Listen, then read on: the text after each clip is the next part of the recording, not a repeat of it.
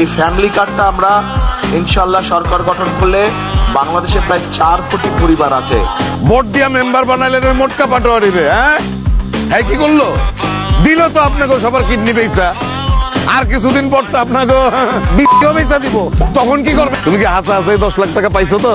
আরে কাকা কি যে কর, এই যে আমার চেক, এই যে খালি ব্যাংকটা খুঁজে পাইতেছি না, ব্যাংকটা খুঁজে পাইলে টাকাটা ক্যাশ করব। আচ্ছা মেম্বার সাহেব, আপনি তো ব্যাংকে ট্যাঙ্কে যান, দেখেন তো এই ব্যাংকটা কই।